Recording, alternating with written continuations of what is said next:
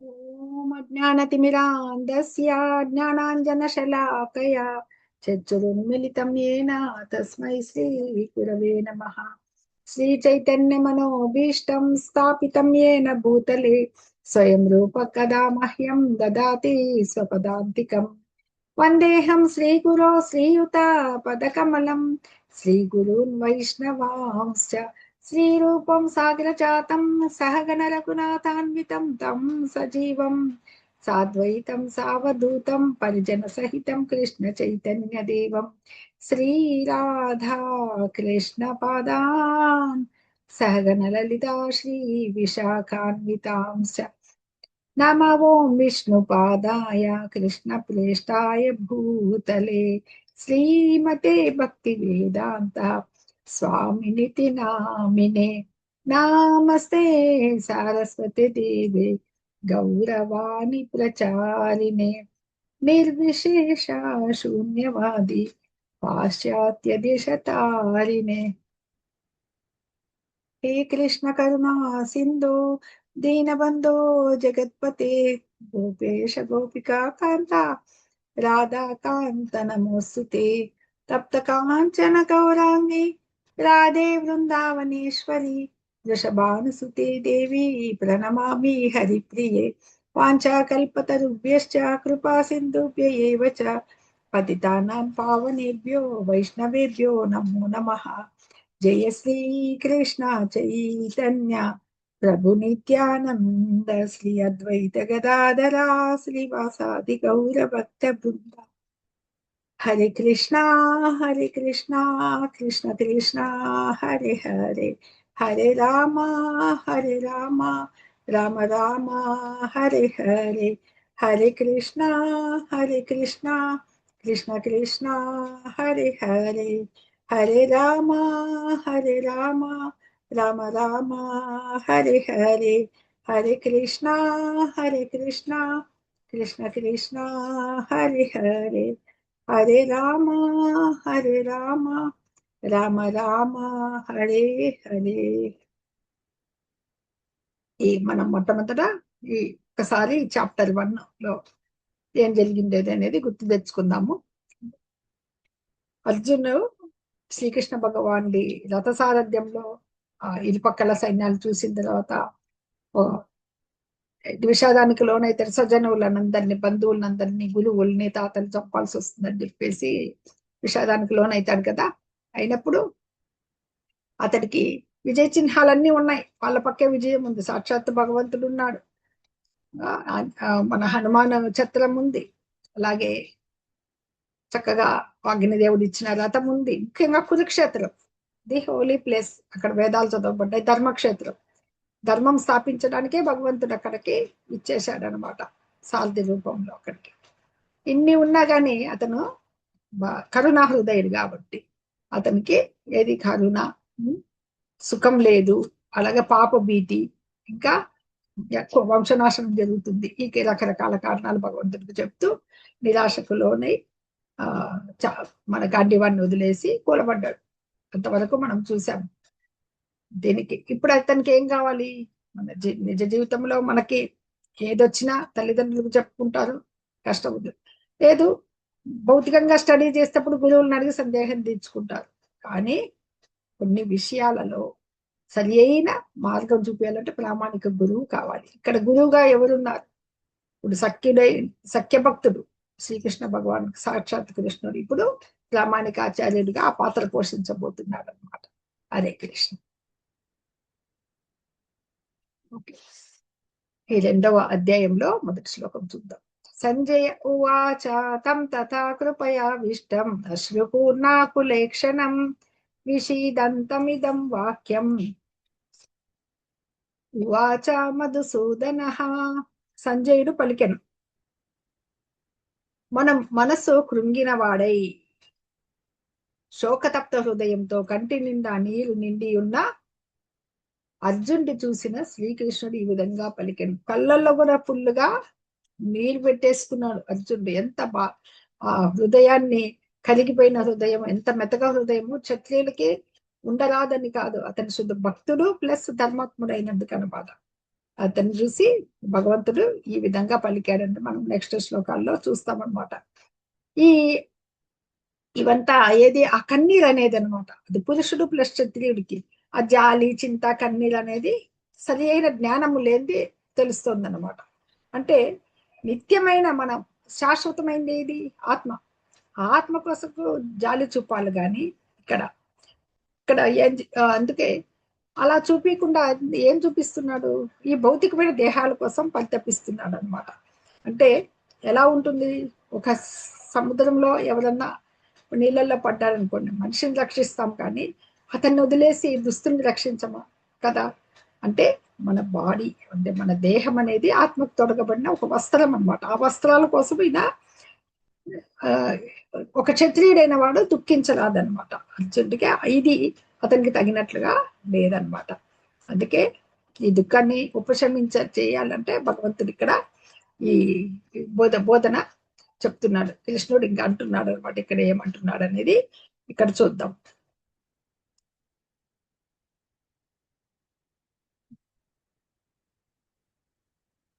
శ్రీ భగవాన్ ఉవాచ కుతస్త్వా కష్మలమిదం విషమే సముపస్థితం కుతస్త్వా కష్మలమిదం విషమే సముపస్థితం అనార్యజుష్టం అస్వర్గ్యం అకీర్తికరం అర్జున. చెప్పండి భగవంతుడు శ్రీ భగవాన్ వాచ. నాకు భగవద్గీత అంతా కూడా శ్రీకృష్ణ భగవానుడిని, ఆయన దేవాది దేవుడు కాబట్టి శ్రీ భగవాన్ వాచ అనే సంబోధింపబడుతుంది తప్ప ఇక్కడ కృష్ణ ఉవాచ అని రాదనమాట. ఎందుకంటే ఆయన దేవాది దేవుడు కదా, supreme personality of God head అనమాట. కుతస్త్వా కష్మలమిదం అంటే ఎక్కడి నుంచి, కుత ఎక్కడి నుంచి, కష్మలం ఈ కల్మషము, ఇదం ఈ వ్యాకులం, విషమే విషమ పరిస్థితులు అంటాం కదా, విషమే ఈ క్లిష్ట సమయములందు సముపస్థితం ఎలా వచ్చింది నీకు. కుతస్త్వా కష్మలమిదం విషమే సముపస్థితం. ఆ పక్క కౌరవులు వీళ్ళతో ఒక 11 లక్షల సేన, వృద్ధులైన భీష్మాచార్యులు ద్రోణాచార్యులు వీరులంతా ఉన్నారు, కర్ణుడు అందరూ. ఈ పక్క వీళ్ళు తన అన్నల తమ్ములంతా సోదరులంతా వీళ్ళంతా ఉన్నారు. అటువంటి సమయంలో ఇంకా కాసేపట్లో యుద్ధం ప్రారంభం కావాలి, శంఖనాదాలు పూజించారు. ఇప్పుడు ఈ నిస్సహాయత అనేది ఎలా కలిగింది, అది అనార్య దుష్టం, అనార్యులకి అంటే జీవితం యొక్క విలువ తెలియని వాళ్ళకి అన్నమాట ఆచరించేది. అట్లాంటిది అస్వర్గ్యం అంటే అసలు ఉన్నత లోకాలకి అసలుకి రావు, అకీర్తికరమైన అపకీర్తి వస్తుంది. అర్జునుడి పిలికివాడు అనేస్తారు కదా, అట్లాంటి అర్జున నీకు ఎట్లా కలిగింది అని చెప్పేసి ఇక్కడ చెప్తున్నా అనమాట. శ్రీకృష్ణుడు అనేది అర్జున ఇలాంటి క్లిష్ట శ్రమలు ఈ పాడు పుట్టి నీకెందుకు పుట్టింది, ఇది గౌరవనీయ వ్యక్తికి తగదు, ఇది ఉన్నత లోకాలకు దారి తీయకపోగా అపకీర్తి పాలు చేస్తుంది. అక్కడక్కడ నేను ఎవరైనా హ్యాండ్ రైట్ చేసి శ్లోకం చదవచ్చు, ప్రతి శ్లోకము, ఎందుకంటే ఇది పెద్ద చాప్టర్ కాబట్టి. కాకపోతే హ్యాండ్ ఒకసారి చదివిన వాళ్ళు వేరే వాళ్ళకి అవకాశం ఇస్తారు. నెక్స్ట్ శ్లోక చదువుతుండండి. ఇక్కడ భగవాన్ గా సంబోధింపబడ్డాడని చెప్పాం కదా, ఎందుకంటే భగవంతుడు అనేది 3 రకాలుగా వ్యక్తమవుతాడు అనమాట. ఒకటి మనకి బ్రహ్మం అంటే ఒక చాలా మంది భగవంతుడికి ఒక ఆకారం లేదు, ఒక జ్యోతి ఒక వెలుగు అనుకుంటారు కదా, దాన్ని బ్రహ్మం అంటారు అనమాట. బ్రహ్మం అంటే మనం కూడా బ్రహ్మమనే వస్తుంది, బ్రహ్మ పదార్థం అనమాట. అంటే అంతా వ్యాపించి ఉండేది నిరాకార తత్వం అనమాట, సర్వత్ర అంతా వ్యాపించి ఉంటుంది అని. పరమాత్మ అంటే మొత్తం ప్రతి జీవి హృదయంలోనే పరమాత్మ రూపంలో భగవంతుడు ఉంటాడు, పరమాత్మ. తర్వాత భగవాన్ దేవదేవుడైన శ్రీకృష్ణుడు. మూడు రకాలుగా అంటే బ్రహ్మము, పరమాత్మ, భగవాన్. ఇలాగా ఎలాగైతే సూర్యకిరణాలు, సూర్యబింబము, సూర్యగోళము అని చెప్పుకోవచ్చు అనమాట. ఆ రకంగా ఉంటుందన్నమాట. ఈ 3 దశలు ఇవి, బ్రహ్మము, పరమాత్మ, భగవానుడు అనమాట. అవి చెప్తాను. ఇవన్నీ పరతత్వం అంటే ద అబ్సల్యూట్ ట్రూత్. ఏది నిజమైంది భగవానుడు, అబ్సల్యూట్ ట్రూత్ ఏది అంటే భగవానుడు ఈ 3 దశల్లో ఉంటాడు అనమాట. దీన్ని సూర్యుని పోలికతో చెప్పచ్చు అనమాట, ఒక మంచి అనాలజీ. అదే సూర్యకాంతి వెలుగు వస్తుంది కదా, దాన్ని బ్రహ్మం అనొచ్చు. అలాగే సూర్యబింబం అయితే మనకి హృదయస్థ పరమాత్మ, తర్వాత సూర్యమండలం అనేది ఈ 3 అంశాలని కలిగి ఉంటున్నారు. కొద్దిగా తెలుసుకోవాలనుకున్నారు ఫస్ట్ లెవెల్ స్టూడెంట్ ఒక సూర్యకాంతే తెలుసుకుంటే, ఇంకా సెకండ్ లెవెల్ స్టూడెంట్ ఏం చేసుకుంటాడు, సూర్యబింబం వరకు వెళ్తారు అనమాట. ఉన్న కొద్దిగా ఇంకా ముందుకు వెళ్ళే వాళ్ళు అత్యున్నత స్టేజ్లో ఉండే ఒక మంచి విద్యార్థి ఎవరంటే సూర్యమండలంలో ఏముందని తెలుసుకోగలిగేవాళ్ళు అనమాట. ఈ రకంగా ఇప్పుడు ఈ పరతత్వ జ్ఞానం గురించి ఇలా చెబుతూ భగవంతుడు ఇక్కడ భగవాను వాచకి మళ్ళీ ఎందుకు మీకు సందేహం రావచ్చు, ఎందుకు చెప్పారు భగవాను?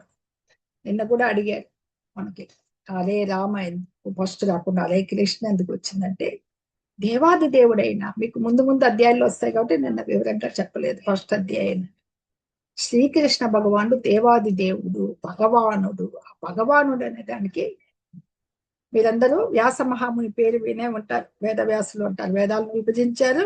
ఈ భారతంకి మన రచించింది ఆయనే. ఈ భారతంలో భీష్మ పర్వంలో మనకి ఈ భగవద్గీత అందించబడింది అనమాట. 18 పురాణాలు, అష్టాదశ పురాణాలు ఆయన రచించారు. ఆ వేద వ్యాసుల వారి తండ్రి పరాశర మహాముని అనమాట. ఆయన చక్కటి తన నిర్వచనం ఇచ్చారనమాట పరాశర ముని. ఎవరైతే సర్వ సంపద చూడండి. Hare Krishna. Next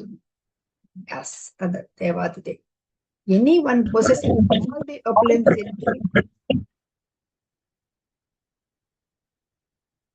full is naturally all attractive. Krishna means all attractive in Sanskrit. కృష్ణుడు అంటే సర్వాకర్షకుడు, ప్రతి ఒక్కరిని ఆకర్షించే గుణం ఆయనకి ఉంది. ఇవి ఈ ఒపులెన్సెస్ అంటే సర్వ సంపదలు, తర్వాత ఆల్ ఫేమస్, యశస్సు, ఎంతో కీర్తి కలిగి ఉంటారు కదా, సంపద. తర్వాత నాలెడ్జ్, ఇది లాస్ట్ వస్తుంది మనకి. చాలా సర్వ సంపదలు, తర్వాత యశస్సు, ఇక్కడ బలం, సౌందర్యం, సౌందర్యము, ఐశ్వర్యము, యశస్సు, బలము, జ్ఞానము, వైరాగ్యం. ఈ 6 గుణాలు ఎవరైతే సంపూర్ణంగా కలిగి ఉంటారో, సంపూర్ణంగా కలిగి ఉన్నవాడే భగవాన్. అందరిలోనూ ఇవంతా సంపూర్ణంగా ఎవరికి ఉండవు. ముఖ్యంగా జ్ఞానము, వైరాగ్యం అనేది ఉండదన్నమాట. ఇవి ముందు మీకు భాగవతం వరకు మీరు స్టడీ చేస్తే ఒక్కొక్క పదానికి మనకి నీట్ గా భగవంతుడి గుణాలు అన్ని తెలుస్తూ వస్తాయి అన్నమాట. ఆయన గుణాలు నిర్గుణ ఆయన. యాక్చువల్గా ఆయనకున్న ఇవి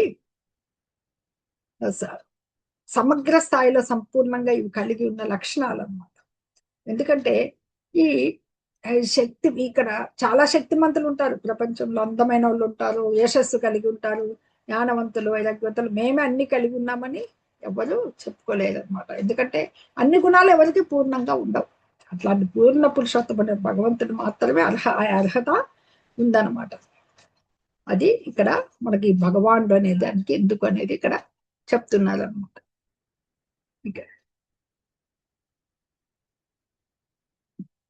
ఇంకా ఇక్కడ మనకేమొచ్చింది, వాడు అనార్యులు, ఆర్యులు, అనార్యులు. మనకి ఇక్కడ కుత అంటే ఇలాగ భగవంతుడు ఎదురుగా ఉన్నప్పుడు ఆయన అంత జ్ఞాని, ఆయన ముందరే ఇటు దుఃఖానికి కళ్ళలో నీళ్లు నింపుకున్నాడంటే ఇలాంటి అనార్యులు చేసేంత బలహీన మనస్సు నీకు అక్కడి నుంచి వచ్చింది. ఆర్యులు అంటే ఎవరు? ఇప్పుడు నవనాగరికతలో ఆర్యులు అనే వాళ్ళు కేవలము నాగరికత తెలిసిన వాళ్ళు అంటారనమాట. నాగరికత అంటే ఏంటి? ఇప్పుడున్న నాగరికత కాదు. ఏదైతే ఆధ్యాత్మిక అనుభవం కలిగి ఉంటారు వాళ్ళే ఆర్యులు అనమాట. అంటే భౌతిక భావన కలిగిన వాళ్ళు కాకుండా ఆకర్షణ, కేవలము ఆ వేద జ్ఞానము తెలిసిన వాళ్ళే ఆర్యులు అనమాట. ఇప్పుడు అందుకనే పూర్వం వేద జ్ఞానం కలిగిన వాళ్ళే ఆర్యులని పిలువబడతారు. అందుకని అనార్యులకి నీకు ఇంత జ్ఞానం ఉండి కూడా నువ్వు తెలుసుకోలేకపోయావు కాబట్టి ఆ లక్షణము నీకు సంబంధించిందేది కాదని చెప్తున్నారు అనమాట.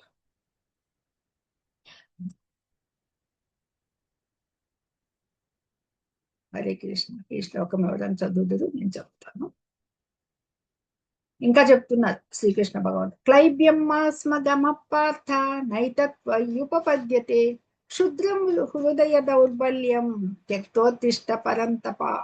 క్లైబ్యం అంటే ఈ నపుంసకం లాంటిది అనమాట. అంటే బలహీనం దేని. మాస్మగమ, ఇలాంటిది పొందొద్దు నువ్వు. పార్థ అనే పేరు ఎలా వచ్చిందంటే మనకందరికీ వాళ్ళ తల్లి పేరు, పాండవుల తల్లి పేరు కుంతి అని తెలుసు. కానీ ఆమె అసలు పేరు పృథా కుమారుడు కాబట్టి పార్థ అని సంబోధించబడతాడనమాట. కుంతి అనే పేరు ఆమె వాళ్ళ తండ్రి కుంతి భోజుడు అనే వాళ్ళ స్నేహితునికి పెంపకానికి ఇచ్చింటాడు. అందుకు ఆమె కుంతి అనే నామం వచ్చింటుంది అన్నమాట. కానీ అసలు పేరు ఆమెది పృథ. అందుకని క్లైబ్యం మాస్మగమ పార్థ. ముందు శ్లోకంలో మధుసూదన అని కూడా వచ్చింది మనకి. ఆయన పేర్లు కూడా వస్తూ ఉంటాయి. మధు అనే రాక్షసుని సంబంధించినందుకు మధుసూదన అని పిలువపడతారు భగవంతుడు. నైతత్వం ఉపపద్యతే, ఇది నీకు తగింది కాదు, క్షుద్రం, నీకు తుచ్చమైన ఈ హృదయ దౌర్బల్యం ఎక్కడి నుంచి విడిచి లేయి. ఉత్తిష్టో పరంతప, లేయి. శత్రువుని, పరంతప అంటే శత్రువుని కంపింపజేసేవాడు. అర్జునుడు అంటే శత్రువులకు భయం అట్లా. అందుకని ఈ పతన కారణమైన నాకు చాతగాంతనానికి లొంగిపోవడం నీకు తగదు. ఓ శత్రువుని జయించేవాడా, ఈ నీచమైన హృదయ దౌర్బల్యం విడిచిపెట్టి యుద్ధానికి లెమ్ము అని చెప్పేసి ఇక్కడ బోధించడం జరుగుతుంది అనమాట. ఎవరైనా ఒక్కళ్ళు ఈ శ్లోకం చదవండి, తర్వాత వేరే శ్లోకం నెక్స్ట్ వాళ్ళకి ఇద్దాము. ఇది కొంచెం పెద్ద చాప్టర్ అండి. హరే కృష్ణ. చదవమ్మ. బిల్లా విజయ మాతాజీ. హరే కృష్ణ. మాతాజీ అన్మ్యూట్ చేసుకోండి. విజయ మాతాజీ. హరే కృష్ణ మాతాజీ.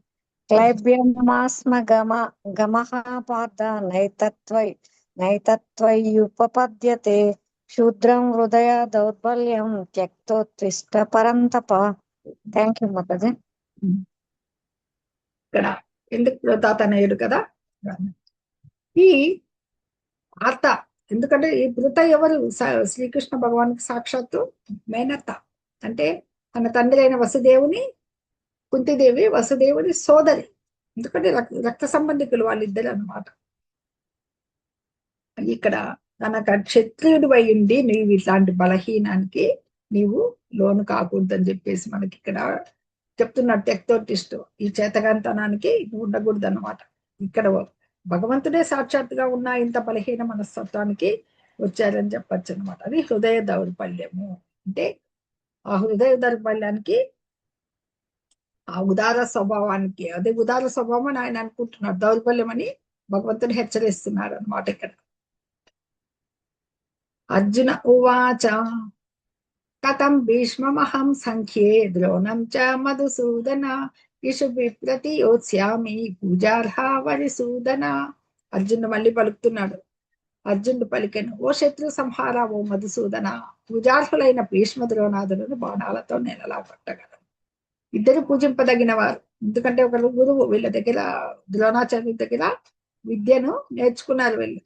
అలాగే ఈయన వీళ్ళతో పెంచి పోషించాడు. తాత చిన్నతనంలోనే వీళ్ళ తండ్రిని పోగొట్టుకుని వస్తున్నప్పుడు చక్కగా చూసుకున్నాడు భీష్మదేవుడు అనమాట. వీళ్ళిద్దరూ పూజార్హులు, గౌరవనీయులు. అందుకని పెద్దల్ని ఎలా గౌరవించాలనేది మన సంస్కృతి నేర్పిస్తుంది. కాబట్టి నేను ఎలా వాళ్ళని కొట్టగలను నా బాణాలతో, ఇంకా అతని బాధ ఇంకా చెప్పుకుంటున్నాడు అనమాట. గురు నహత్వా హి మహానుభావాన్ శ్రేయో భోక్తుం భక్ష్యమపీహ లోకే హత్వార్థ కామాంస్తు గురు నిహైవ భుంజీయ భోగాన్ రుధిర ప్రదిగ్ధాన్. గురువులైన మహాత్ముల జీవితాన్ని పణముగా పెట్టి జీవించుట కంటే ఈ లోకంలో భిక్షమెత్తుకొని జీవించుట ఉత్తమమైనది. భక్ష్యమపీహ లోకే, ఇక్కడ భక్ష్యం అపి భిక్షం ఎత్తుకోవడం శ్రేయస్కరమైంది, నేను అనుభవించటది, ఇది ఉత్తమం అని. ఈ గురువు నహత్వాహి మహానుభావాన్, ఈ మహాత్ములని వీళ్ళని చంపేసి హత్వా, ఈ చంపి నాకు ఈ లాభాన్ని కోరేదానికంటే నేను భిక్షం ఎత్తుకొని జీవించేది ఉత్తమమైనది. ప్రాపంచిక లాభంను కోరుచున్నప్పటికీ వారందరూ పెద్దలే. అంటే ఏమి ఇక్కడ వాళ్ళు, ఆయన ధృతరాష్ట్రుని వాళ్ళని సింహాసనాన్ని కట్టుబడి ఉంటాడు భీష్ముడు కొన్ని కారణాల వలన. ద్రోణుడు అలాగే వాళ్ళ ఆశ్రయం పొందింటాడు. వాళ్ళకి ఆర్థికంగా వాళ్ళ మీద ఆధారపడ్డారు. కానీ వాళ్ళు గౌరవింప తగిన వాళ్ళే అనమాట. కానీ వాళ్ళకి ఆర్థిక కారణాల వల్ల వాళ్ళ పక్కన ఉన్నారు, కానీ ధర్మం పక్కన నిలబడలేదు. అది ఆ గురువు అనే అర్హత కొద్దిగా కోల్పోయినట్లే అనమాట. వాళ్ళు గురువులుగా గౌరవాన్ని కోల్పోయారు అనమాట. అది మనకి ఇక్కడ తెలుస్తోంది. వారిని వధించినచో మేము అనుభవించే సమస్తము రక్త పంకిలమగును. రుధిర ప్రదిగ్ధ, వాళ్ళని చంపేసి ఏం చేస్తే ఆ రక్తంతో, అంటే రక్త పంకిలమైన ఆ జీవితాలని మేము అనుభవించలేము, ఆ భోగాలు మాకు వద్దు అని చెప్పేసి ఇక్కడ చెప్తున్నారు అనమాట. నచైతే ద్విద్మ కతలన్నో గరీయో యది వా జయేమ యది వా నో జయేయుః యానేవ హత్వా న జిజీవిషామః దేవ స్థిత ప్రముఖే ధార్తరాష్ట్ర. వారిని జయించడం లేదా వారి చేత జయించబడటం. నచైత ద్విద్మ కతలన్నో గరీయో, మాకు ఏది మేలైంది, జయించడమా లేదు వారు జయించడమా? ఇక వాళ్ళని చంపి నజిజీవిషామ, అంటే మేము జీవింపవాంఛింపము. వారందరూ కూడా ఇక్కడ నిలిచి ఉన్నారు. ఈ ధృతరాష్ట్రుని కుమారులు, అంటే ఈ ధృతరాష్ట్రుని కుమారులందరూ చనిపోతే వాళ్ళు మాకు జీవితం మీద ఇంకేం కలుగుతుంది, వ్యర్థము అని. అంటే బంధుమిత్రులను కూడి ఉండుటే జీవితము, వాళ్ళంతా వెళ్ళిపోయాక మేమేం చేయాలి అని చెప్పేసి అంటున్నారు ఇక్కడ. నాగలక్ష్మి మాతాజీ ఈ శ్లోకం చదువుతారా?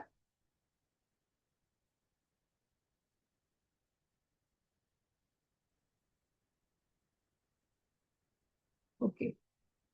ఇది ఇప్పుడు క్షత్రియ యుద్ధం చేయడం క్షత్రియ ధర్మమే. అవసరమైనప్పుడు క్షత్రియ దండయాత్ర చేసినప్పుడు యుద్ధం చేయాలి. అలాగే ఏదైనా వేటకు వెళ్ళినప్పుడు హింస వస్తుంది, కానీ అనవసరమైన హింస చేయకూడదు అని. అంటే ఇప్పుడు అర్జునుడు ఏం భావిస్తున్నాడు, ఇది అనవసరమైన హింసగా భావిస్తున్నాడు అనమాట. అదే లేదు, యుద్ధాన్ని త్యజించేసి భిక్షకు వెళ్ళాలన్నా అని చెప్పేసి. ఎందుకంటే వాళ్ళకి అదొకటి, వెళ్ళిపోయి వనాలకు వెళ్ళిపోవాల్సిందే అనమాట. క్షత్రియులకు వేరే చోట ఎలాంటి జీవనాధారం ఉండదు. ఉంటే రాజ్యాన్ని భోగించాలి. అందులో వీళ్ళు మహావీరులైన రాజ్యం భోగించిన వాళ్ళు అనమాట. ఇప్పుడు ఈ ధృతరాష్ట్ర తనయులు ఒకవేళ మేము జయిస్తాము, వీళ్ళంతా ఎవ్వరూ లేనప్పుడు బంధుమిత్రులు మేము ఎలా జీవించాలి వాళ్ళు లేనప్పుడు అని. ఇవన్నీ కూడా ఎందుకు కలుగుతున్నాయి అర్జునుడు అంటే, నిన్న కూడా చూసాం మనం, అర్జునుడు భగవద్భక్తుడు. ఆ కరుణ అనేది ఒక సాధుగుణం కలిగిన వాళ్ళకే ఉంటుంది అనమాట.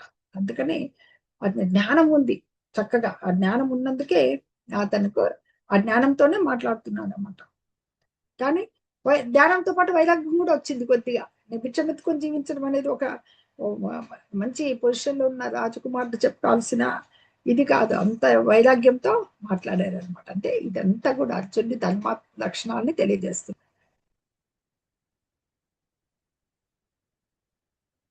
చాలా చక్కటి ఇంపార్టెంట్ శ్లోకం అండి ఇది. హరే కృష్ణ. కార్పణ్య దోషోపహత స్వభావః పృచ్ఛామి త్వాం ధర్మ సమ్మూఢచేతాః యశ్రేయస్యాన్నిశ్చితం బ్రూహి తన్మే శిష్యస్తేహం షాది మాం త్వాం ప్రపన్నం. కార్పణ్య దోషో, ఇక్కడ కార్పణ్యం అంటే లోభం. ఆయనకి ఒక మోహం కలిగింది, ఏంటి దోషం, అది బలహీనత. ఏం కలిగింది అది, ఆ స్వభావం దేంతో పీడించబడుతున్నాడు అనమాట. పృచ్ఛామి, నాకు బోధించు. పృచ్ఛామంటే చెప్పు, అడుగుతున్నాను నిన్ను. త్వాం, నిన్ను. ధర్మ సమ్మూఢ చేతాః, ఈ ధర్మమునందు మోహం చెందిన, అంటే ఈ మమకారము అనే దోషము కారణముగా నేను ఇప్పుడు నా కర్తవ్యం విషయంలో మోహం చెంది శాంతిని కోల్పోయాను. తెలుస్తోంది అర్జునుడికి క్షత్రియ ధర్మము తన కర్తవ్యం ఇప్పుడు యుద్ధం ఆచరించడం. కానీ ఇక్కడెక్కడ చిక్కుపడ్డాడు, ఈ మమకారం, బంధుమిత్రులందరూ నా వాళ్ళు, వీళ్ళందరినీ నేను సంహరించాల్సి వస్తుందనే ఆ మోహానికి చిక్కుపడిపోయాడు అనమాట. దానివల్ల ఏమేడు, శాంతి, మనశ్శాంతి లేదు, ఏడుస్తున్నాడు, పాపం దుఃఖపడుతున్నాడు. శరీరం కంపించిపోతుంది, వీళ్ళందరినీ సంహరించాలి, గురువుల్ని, తాతల్ని, తండ్రుల్ని అని చెప్పేసి ఆ శాంతిని కోల్పోయాడు అనమాట. నిజంగా యశ్రేయస్యా నిశ్చితం బ్రూహి తన్మే, బ్రూహి తెలుపుము.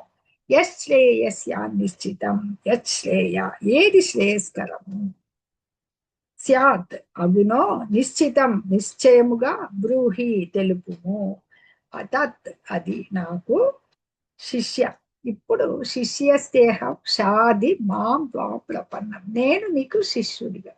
శరణు వేడేశాడు, ఇంకా విల్లంబులు పడేసి భగవంతుడికి నమస్కారం పెట్టేసి, నేను ఇప్పుడు నీకు శిష్యుడిని. ఇంతవరకు సఖ్యుడు, మరి బంధువు కూడా. ముందుగా మేనమామ, మేనత్త కుమారులు, తర్వాత శ్రీకృష్ణ భగవాన్ సోదరుని వివాహం చేసుకున్నాడు సుభద్రని. తర్వాత ఇప్పుడు సఖ్యుడిగా ఉన్నాడు, యుద్ధంలో రథసారథిగా వచ్చారు. ప్రజెంట్ శరణాగతి పొందేశారు భగవంతునికి. శిష్యస్తేహం, నన్ను శిష్యుడిగా స్వీకరించి నాకు షాది ఉపదేశాన్ని ఉంటున్నారు అన్నమాట. నీకు ప్రపన్నం, శరణాగతుని అయిపోయారు. నిజంగా ఏది శ్రేయస్కరమో చెప్పమని అడుగుతున్నాను. నేను నీకు శిష్యును మరియు నీకు శరణాగతులను, దయచేసి నాకు ఉపదేశం అని చెప్పేసి ఇక్కడ ఏది ఉత్తమం తెలుపమని ఇక్కడ అడుగుతున్నాను. నాగలక్ష్మి మాతాజీ, హైమావతి మాతాజీ శ్లోకం చదువుతారా? హరే కృష్ణ. కార్పణ్యదోషోపహత స్వభావః దృచ్ఛామి ధర్మ సమ్మూఢచేతః యచ్ఛ్రేయః స్యాన్నిశ్చితం బ్రూహి తన్మే శిష్యస్తేహం షాది మాం త్వాం ప్రపన్నం. థ్యాంక్ యూ మాతాజీ. మాతాజీ మీరు ఇంకో శ్లోకం చదువుతుంది. ఇప్పుడు జీవితంలో ఎవరికైనా ఒక సమస్యలు వచ్చినప్పుడు తప్పక ఆధ్యాత్మిక గురువు ఉండాలి. ఒక ఆధ్యాత్మిక గురువు ఉంటే మనకి జీవితంలో ఆధ్యాత్మిక మార్గంలో ప్రయాణిస్తూ ఉంటే ఆ గురువు ఆదేశాల మేరకు ఆ జీవితం సాఫీగా జరుగుతుంది అన్నమాట. ఇక్కడ మనకంతా లౌకిక కర్మలే, అంటే ఈ భౌతికమైన ఈ కోరికలు కర్మల వల్లే చాలా చాలా క్లేశాలు, అంటే కలతలు వస్తూ ఉంటాయి. అందుకని ఈ భౌతిక జగత్తులో ఇవన్నీ తప్పదు. కానీ ఆధ్యాత్మిక గురువు వలన ఏమవుతుందంటే ఈ కలతల నుంచి సరైన నిర్దేశం ఇస్తారు వాళ్ళు అన్నమాట, ముక్తిని పొందేదానికి. ఇవే వేద శాస్త్రాలు మనకు చెప్తూ ఉండేటివి అన్నమాట. అది మనకి పరిష్కరించుకోవాలంటే ఏదైనా ఒక అగ్ని ప్రమాదమే వస్తుంది, ఏం చేస్తాం? వెంటనే దానికి ఆలోచించి అగ్ని ప్రమాదం నుంచి బయటపడతాం, వాటర్ ఆల్పడమో ఇలాగనమాట. మన జీవితంలో ఇలాంటి అడుగడుగునా ఉండే ఈ కలతలకి పరిష్కారం ఒక ఆధ్యాత్మిక గురువు. అది కూడా గురువు అంటే ఎవరంటే వాళ్ళని చాలా మంది ఉన్నారు, వాళ్ళ గురువులు కాదు, ప్రామాణిక పరంపరలో వచ్చే గురువులు. మీకు ఆ పరంపరలు ఉన్నాయి మనకి, మధ్వాచార్యులు నుంచి వచ్చిన ఈ సంప్రదాయాలు ఉన్నాయన్నమాట. శ్రీ సంప్రదాయము, వైష్ణవ సంప్రదాయంలో 4, కుమార సంప్రదాయము, రుద్ర సంప్రదాయం అని 4 ఉన్నాయి. అవి 4. ఇది మధ్వ గౌడీయ వైష్ణవ సంప్రదాయంలో నడుస్తుంది అనమాట ఇస్కాన్. అలాగా ప్రామాణిక పరంపర ద్వారా వచ్చింది ఉన్నాయి. ఆ ఆధ్యాత్మిక గురువు దరి చేరమనే చెప్తుంది అన్న వేదవాణి. ఎందుకంటే ఆ గురువు ఇచ్చే నిర్దేశాల వలన ఈ లౌకిక కలతలన్నిటికీ పరిష్కారాలు దొరుకుతూ ఉంటాయి అన్నమాట. ఉపనిషత్తులు ఇవన్నీ చెప్తూ ఉంటాయన్నమాట. మామూలుగా వీటిల్లో పడి బాగా నలిగిపోయే వాళ్ళకన్నమాట ఇది అవకాశం ఏంటి? మనకు మానవ జీవితం అనేది ఒక అవకాశాన్ని ఇచ్చింది. ఏ అవకాశాన్ని ఇచ్చింది? జీవిత సమస్యలన్నీ పరిష్కరించుకుని ఆత్మానుభవ విజ్ఞానాన్ని మనము అవగతం చేసుకోవాలి. లేదు ఊరికే పుట్టామా, పెరిగామా, జీవించామా, అనుభవించామా అని వెళ్ళిపోతే అవి ఏవైనా చేస్తాయి, జంతువులు కూడా చేస్తాయి అన్నమాట. కానీ మానవ జన్మ విలువైంది. ఆ విలువ తెలుసుకుని సద్వినియోగపరుచుకున్న వాడే చక్కటి వాడనమాట. అలా పరుచుకొనని వాడిని లోబి, కృపణుడు అంటారనమాట. అట్లాంటి కృపణునికి విరుద్ధంగా ఒక బ్రాహ్మణుడు కులరీత్యా కాదు, భగవంతుడు చెప్తారు. అంటే ఆధ్యాత్మిక అనుభవంలో నిష్ణాతుడు, బ్రహ్మజ్ఞానం పొందినవాడు, దాన్ని ఉపయోగించుకోగలగాలన్నమాట. ఎందుకంటే మనకు ఒక కుటుంబం ఏర్పడుతుంది, సంఘం ఉంది, దేశం ఉంది, అంచెలంచెలుగా ఎదిగిపోవాలని ఉంటారు అన్నమాట. దాని మీద అనురాగం, ఈ లౌకిక పవర్ల అనురాగంతో ఈ కాలం అంతా ఈ కృపణులు లోభంగా వేస్ట్ చేస్తుంటారు అనమాట. అంటే ఈ శారీరక సంబంధమైన బంధాలన్నీ ఉంటాయి కదా, భార్య, సంతానము, బంధువులు, ఇవన్నీ ఉండకూడదండి, ఉండాలి. కానీ ఈ కుటుంబ సభ్యుల్ని కానీ ఎవరినే కానీ ఎవరికైనా కానీ వాళ్ళకు వచ్చే కలతల నుంచి మనం కాపాడలేం కదా. మనల్ని కేవలము ఒక ఆధ్యాత్మిక జ్ఞానము ద్వారా మనమేంటి అనేది తెలుసుకోగలగాలన్నమాట ముందు. అది కలతలే మన కారణము. ఈ యొక్క ఎక్కడి నుంచో ఈ కలతల నుంచి బయటపడాలి అనేది ముఖ్యంగా తెలుసుకోవాలి. ఇక్కడ అర్జునుడికి ఏమి ఆ కృపణత్వం కలిగింది? ఆ కోరిక పుట్టింది. అతనుకున్న కోరిక ఏంటిది? నా బంధువులందరూ బాగుండాలి అని. అది కూడా ఒక కోరికే కదా. ఆ కోరిక నుంచి బయటపడాలన్నమాట. కాబట్టి ఇక్కడ భగవద్గీత ఉద్భవించేదానికి ఆ పుట్టుకకి కారణం ఈ శ్లోకం అన్నమాట. ఎప్పుడైతే భగవానునికి శరణు వేడి, నేను నీ శరణాగతుణ్ణి, నేను ఇప్పుడు నీ శిష్యుడిని, నాకు ఉపదేశించుము అని అన్నప్పుడు భగవద్గీత విజ్ఞానానికి భగవంతుడు ఆది గురువు అయినాడు. అవగతం చేసుకున్న శిష్యుడు అర్జునుడు మొట్టమొదటి శిష్యుడు అయ్యాడు అనమాట. మరి శరణాగతి అంటే ఇక్కడ వివరంగా ఇచ్చారు, చూద్దాము. నేర్చుకునేదానికి కుతూహలము, బలహీనతలను అంగీకరించి అనుకుగా ఉండుట, జీవితంలో సవాళ్ళు ఎదురైనప్పుడు ఒక ప్రామాణిక గురువు ఎన్నుకోవడం. అది ఇప్పుడు అర్జునుడు అలాగే చేశాడు కదా. మన బలహీనత ఏంటి అని ఒప్పుకున్నాడు, తెలుసుకోవాలనుకుంటున్నాడు. తన బలహీనత ఏమి? లోపం కదా, అందరూ బాగుండాలని. గురువును వెంటనే ఎదురుకొన్న శ్రీకృష్ణ సాక్షాత్ దేవాది దేవుని ఎన్నుకున్నాడు. నిబంధనలు, విఫలాన్ని మరియు బలహీనతలను అంగీకరించే ధైర్యము, నమ్రత. మొట్టమొదట గురువు దగ్గర ఎవరి దగ్గరన్నా కావాల్సింది అంటే వినమ్రత, అనకువ, అది కావాలన్నమాట. నాలో ఈ లోపాలు ఉన్నాయి అనే బలహీనతని ధైర్యంగా చెప్పుకోగలగాలి. వీటిని అంగీకరించిందే మానవుడి జీవితంలో సఫలం కాలేదు. సఫలానికి తండ్రులు ఎక్కువ, కానీ విఫలము అనాథ. సక్సెస్ కి నహి ప్రపశ్యామి మమానుపత్యాత్ యచ్చోకముచ్చోషణమింద్రియాణాం అవాప్య భూమా వసపత్న వృద్ధం రాజ్యం సురానామపి చాధిపత్యం. నహి ప్రపశ్యామి మమానుపద్యాత్ మమాపనుద్యాత్. ఇక్కడ ఏమంటున్నారు? నేను కాంచలేకున్నాను. నహి ప్రపశ్యామి, ఏం చూడలేకపోతున్నా. నా యొక్క అనుపద్యాత్, తొలగించలేనట్టు ఈ శోకమును. యచ్చోకం ఉచ్చోషణం, ఏదైతే శోకం, ఉచ్చోషణము శోషింపజేయ, శరీరాన్ని దహించేస్తున్న ఈ దుఃఖాన్ని, నేను అసలు ఈ మార్గాన్ని నేను చూడలేకపోతున్నాను అని చెప్తానమాట. అవాప్య పొంది భూమౌ దరిద్రపై అసవత్నం, అసవత్నం శత్రురహితమైన, రుద్ధం సమృద్ధమైన ఈ రాజ్యం, సురానామపి దేవతల యొక్క అపి అయిన కూడా ఆధిపత్యం నాకు అవసరం లేదని, ఈ ఇంద్రియాలను శోషింపజేయనటువంటి శోకాన్ని తొలగించే మార్గాన్ని నేను కాంచలేకపోతున్నాను. దేవతల స్వర్గాధిపత్యంలే సంపత్ సముద్రము మరియు శత్రురహితము రాజ్యమును నేను దళితులపై సాధించినను ఈ శోకాన్ని తొలగించలేను. గెలుస్తాడు. సరే, గెలిచిన తర్వాత ఏమొస్తుంది? దేవతల కంటే కూడా స్వర్గంలో చాలా సుఖాలు ఉంటాయంటారు కదా, అంతకంటే కూడా సంపదలు, అంతకంటే కూడా వృద్ధి చెందిన అలాంటి రాజ్యము, శత్రువులు లేని రాజ్యం, అది వచ్చినా కూడా నాకు ఈ శోకం పోదు. ఈ బంధువులంతా నా చేతిలో చంపబడ్డారు అనే బాధ నుంచి నేను పోగొట్టుకోలేను అని చెప్పేసి ఇక్కడ అర్జునుడు తన సొంత ధర్మ నియమాలు, తనదంతా భగవంతుని ముందు వెల్లడి చేస్తున్నాడు. నాకు ఈ దుఃఖం పోదు అని. ఆ భగవానుడికి గురువుగా స్వీకరించినప్పుడు తన బాధ చెప్పుకోవాలి కదా, అని చెప్తున్నారు అనమాట. అది ఇక్కడ ప్రామాణిక గురువుగా ఉన్నారు కదా.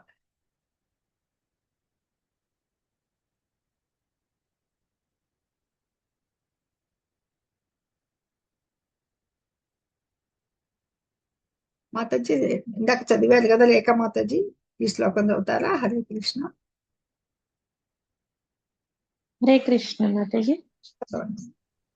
నహి ప్రపశ్యామి మమాపనుద్యాత్ యచ్చోకముచ్చోషణమింద్రియాణాం అవాప్య భూమా వసపత్నం వృద్ధం రాజ్యం సురానామపి చాధిపత్యం. ఇక్కడ మనకి సాధారణంగా కలతలు అని చెప్తున్నాం కదా, ఇన్ని సుఖాలు ఉన్నాయి భౌతిక జగత్తులో. ఇప్పుడు అందులో ఇంకా ఇంకా సుఖాలని, కొత్త కొత్త విషయాలను కనిపెట్టడం వల్ల మనుషుడు చాలా ఫెసిలిటీస్ తో సుఖంగా ఉన్నాననే భ్రమలో ఉన్నారు. కానీ 4 విషయాలుగా మన భౌతిక శరీరము మార్పు చెందుతూ ఉంటుంది. జన్మము, మృత్యువు, ముసలితనము, వ్యాధులు. ఇవి తప్పవు, జన్మిస్తాము. జన్మించిన వాడు ప్రతి ఒక్కరికి మృత్యు వస్తుంది. వృద్ధాప్యము తప్పదు. వ్యాధులు, ఆ వ్యాధులకి ట్రీట్మెంట్, ఇవన్నీ కూడా ఈ భౌతిక జగత్తులో వచ్చే ఈ క్లేశాలు, ఎంత ధనం కూడా పెట్టినా అవి, ఎంత ఆర్థికాభివృద్ధిగా వచ్చినా అవి తొలగింపబడవు అనమాట. వాటిని ఎలా ఎదుర్కోవాలనేది మనము నేర్చుకోదగిండేది. అది ఆ కృష్ణ భక్తి భావనలో భగవంతుడైన శ్రీకృష్ణ భగవాన్ ప్రతినిధులైన ఆధ్యాత్మిక గురువుల ద్వారా వాటిని అవగతం చేసుకోవడానికి ప్రయత్నము చేసుకోవాలన్నమాట. ఎలాగైతే అర్జునుడు శరణాగతి వేడాడు, చక్కటి ఒక ప్రామాణిక గురువు ద్వారా తెలుసుకోవాల్సి ఉంటుంది. ఎస్. సంజయ ఉవాచ ఏవముక్త్వా హృషీకేశం గుడాకేశ పరంతప నయోస్య ఇతి గోవిందాం ఉక్త్వా తూష్ణీం బభూవః. ఇక్కడ సంజయుడు మళ్ళీ చెప్తున్నారు. ఇదంతా కూడా సంజయుడు చూస్తూ ఉన్నాడు కదా దివ్య దృష్టితో, ఆ యుద్ధ రంగంలో జరిగేది. అదే ధృతరాష్ట్రుడికి వివరిస్తున్నారు అన్నమాట. ఈ పరంతప, ఈ శత్రువులను తప్పింపజేసి అర్జునుడే బలహీనతకి లోనయ్యాడు ఇక్కడ.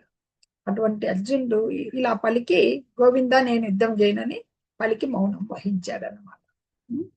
అంటే ఇక్కడ భిక్షాటనకి స్వీకరించేస్తాను నేను అన్నప్పుడు ఒకవేళ ధృతరాష్ట్రుడు సంతోషించిండొచ్చు అనమాట. కానీ ఇక్కడ అతను పరంతప, శత్రువుల్ని తప్పింపజేయగలిగేవాడు అనమాట.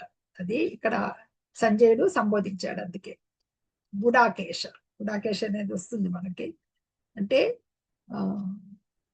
అజ్ఞానమును జయించిన వాడు, నిద్రను జయించిన వాడు ఉంది. నిద్ర అంటే అజ్ఞానము, అజ్ఞానం జయించిన వాడు అని మనకు తదుపరి శ్లోకంలో వస్తుంది.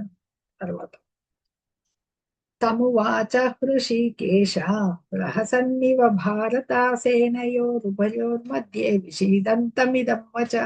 తమువాచ హృషీకేశ ఇంకా సంజయుడు చెప్తున్నాడు అనమాట. ఓ భర్తవంశీయుడా, ఇరు సేనల నడుమ శ్రీకృష్ణుడు నవ్వుచున్న వాని వలె ఆ సమయమున దుఃఖితుడయ్యున్న, ఆ సమయంలో రెండు సేనలు విషాదవశుడైన అర్జునుడితో నవ్వుతూ ఇట్లా పలికాడు. ప్రహసన్నివ భారత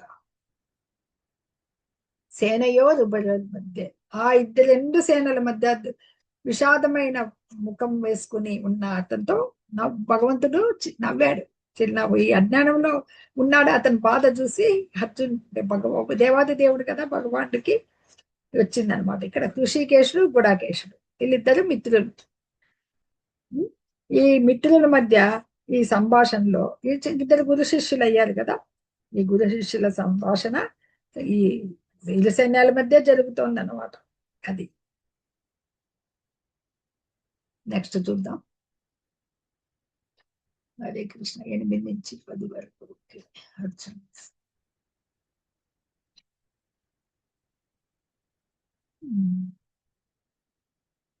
శ్రీ భగవానువాచ అశోచ్యానన్వశోచస్త్వం ప్రజ్ఞావాదాంశ భాషసే గతాసు నగతాసూంశ్చ నానుశోచంతి పండితాః. భగవంతుడు మొదలు పెట్టారన్నమాట తన యొక్క ఉపదేశాన్ని. ఈ శ్లోకంలో చెప్తున్నారు. పూర్ణ పురుషోత్తముడకు శ్రీకృష్ణ భగవాన్ ఏం చెప్తున్నా అంటే, నీవు పాండిత్యంతో కూడిన మాటలు మాట్లాడుతున్నావు, కానీ దుఃఖింపకూడని దానికోసం దుఃఖిస్తున్నావు. అశోచ్యాన్ అన్వశోచస్త్వం. ఏది అశోచ్యాన్, దుఃఖింపదగని వాణిని గూర్చి, అన్వశోచ విచారిస్తున్నావు. నీవు త్వం ప్రజ్ఞావాదాన్, ప్రజ్ఞతో కూడిన, ఎంత బాగా నేను అన్ని చెప్పాడు కదా, హక్కుల క్షయం అని చెప్పాడు, వాళ్ళు చనిపోతే పెద్దలకు వంశనాశనము ఇవన్నీ చెప్పాడు కదా, అలాంటి పలుకులన్నీ చెప్పాడు. బంధువులు లేకపోతే ఎలా అనుభవించాలి. ప్రజ్ఞావాదాన్, ప్రజ్ఞను కూడిన పలుకులను కూడా భాషసే పలుకుతున్నావు. గతాసూన్ అగతాసూన్ చ. గతాసూన్ మరణించిన వారి గురించి, అగతాసూన్ అంటే జీవించి ఉన్న వారి గురించి ఎవరు పండితులైన వారు ఎవరు దుఃఖింపరు. అంటే నీవు పాండిత్యంతో కూడిన మాటలు మాట్లాడుతున్నావు, కానీ దుఃఖింపకూడని దానికోసం దుఃఖిస్తున్నావు. వివేకవంతులు ఎలా ఆలోచిస్తారు?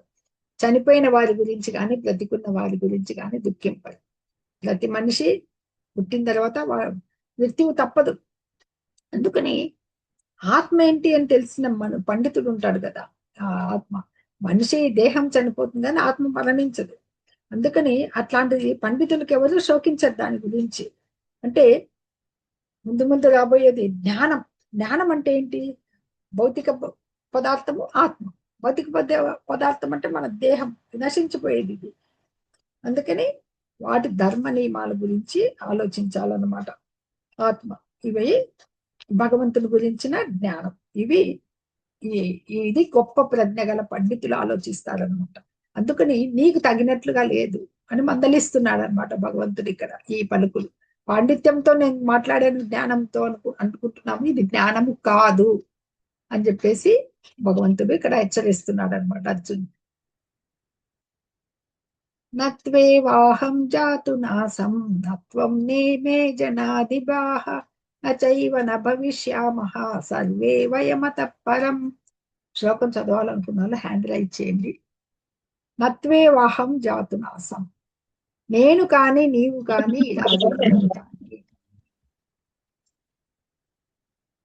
ఇక్కడ నేను కానీ నత్వే జాతు నాసం, ఉండలేదు, ఉండకపోలేదు, ఇవే జనాలు. ముందు కూడా ఉండకపోలేదు, మనమందరము అని. అదే శ్రీలక్ష్మి చదవండి.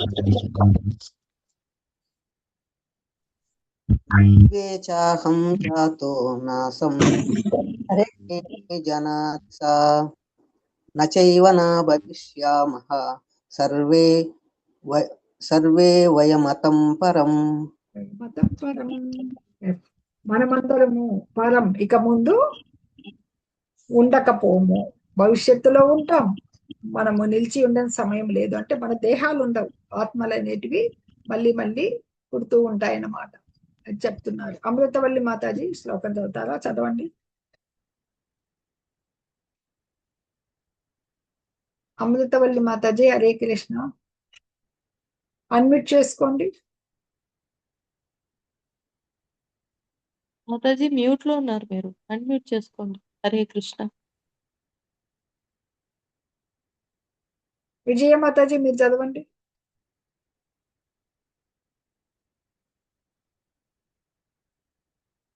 అన్మ్యూట్ ఆప్షన్ ఇస్తున్నాను మా. హరే కృష్ణ. హరే కృష్ణ మాతాజీ. చదవండి. నత్వేవాహం జాతు నాసం నత్వం నేమే జనాదీపః నచైవ న భవిష్యామః సర్వే వయమతః పరం. హరే కృష్ణ మాతాజీ. Thank you. హరే కృష్ణ. ఇక్కడ నేను గాని నీవు గాని ఈ రాజులందరి వాళ్ళందరూ ఉన్న సమయం లేదు, ఇక ముందు కూడా మనము ఉండము అని చెప్పేసి దేవాది దేవుడు ఉండాలని చెప్తున్నారు అన్నమాట. ఎందుకంటే ఇక్కడ ఈ వేద సత్యం అనేది అందరికీ తెలియపడుతుంది. ఈ రాజులందరూ కూడా నిత్యులైన జీవులు. నిత్యులు అంటే ఏమి? ఇక్కడ భగవంతుడు నిత్య పోషకుడు, మన జీవులందరికీ పోషకుడు అన్నమాట. ఇతను అందరూ కూడా నిత్యులైన జీవులు అంటే శాశ్వతమైన అంశాలు, ఆత్మలు అనేటివి, వాటికి చావు లేదు. ఆత్మలు దేహములు మారుస్తూ ఉంటుంది. ఈ జన్మలో ఈ దేహం తీసుకోవచ్చు, వచ్చే జన్మలో వేరే దేహం. మన కర్మ ఫలాలు, మనం చేసుకున్న పాప పుణ్యాలను బట్టి ఇంకో జన్మ నిర్ధారితమవుతుంది. అది జంతు జన్మ, మానవ జన్మ, పుణ్యలోకాలు అనేది అనమాట.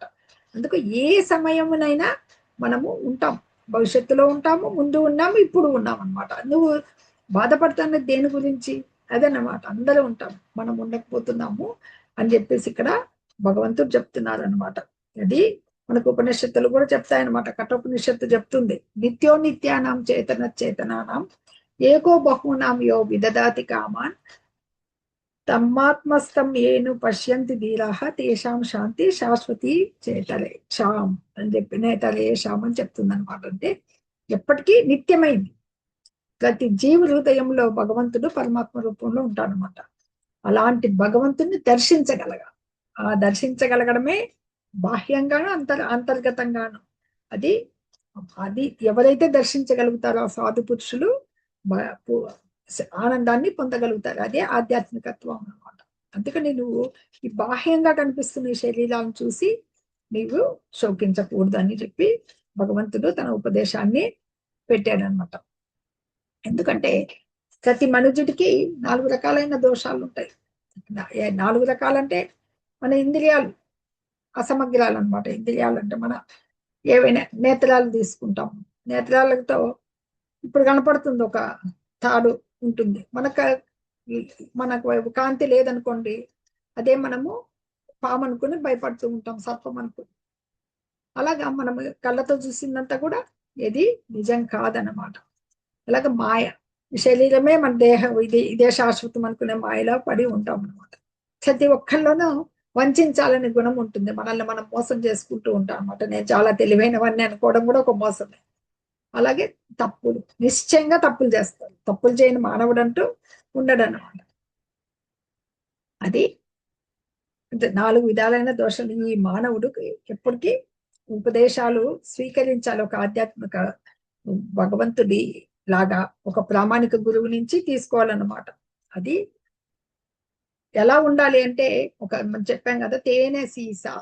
ఎప్పటికే తేనె సీసా పైన ఉండే మూతను తీసి తేనె రుచి చూడండి. భగవద్గీత అనేది ఆ గీతా సారాన్ని మనం రుచి తీసుకోలేమన్నమాట. అది ఆస్వాదించగలగాలి ఒక చక్కటి ప్రామాణిక గురువు ద్వారా. శ్రవణం, మొట్టమొదట భక్తి మార్గంలో చెప్పే శ్రవణం. శ్రవణం అంటే వినడం. అది ఎలా విని తెలుసుకోగలగాలన్నమాట. అందుకని శ్రీకృష్ణ భక్తులైన వాళ్ళకి భగవద్గీత అనేది మహిమలు చక్కగా అవగతం అవుతుంది అనమాట. ఇవన్నీ వస్తాయి, మనకి ముందు తెలుస్తూ ఉంటుంది. భగవంతుడు ఇక్కడ ముందు ఆత్మల గురించి చెప్పడం మొదలు పెట్టారనమాట.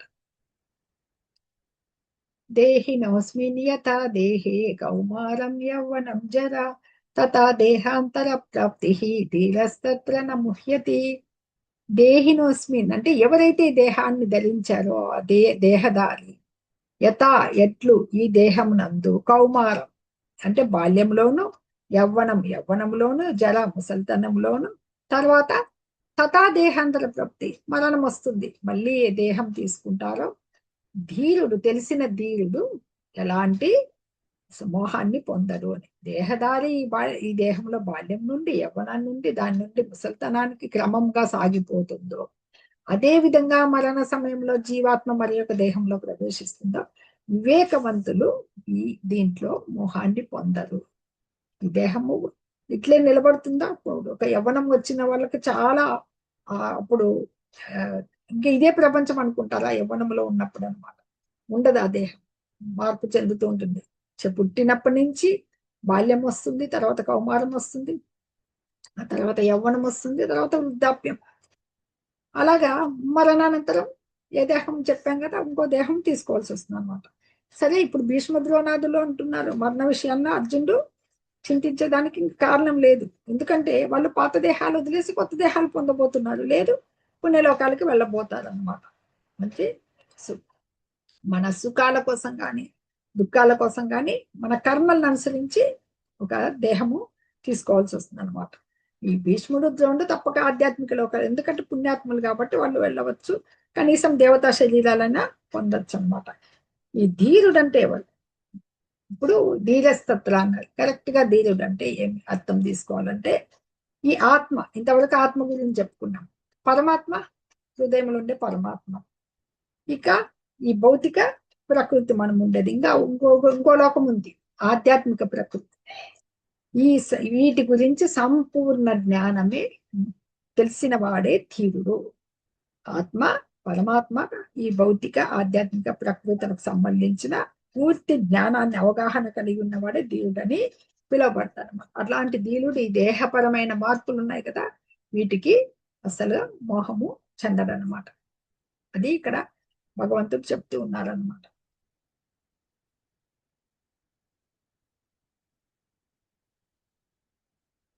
Boyhood, youth, old age, death, new body.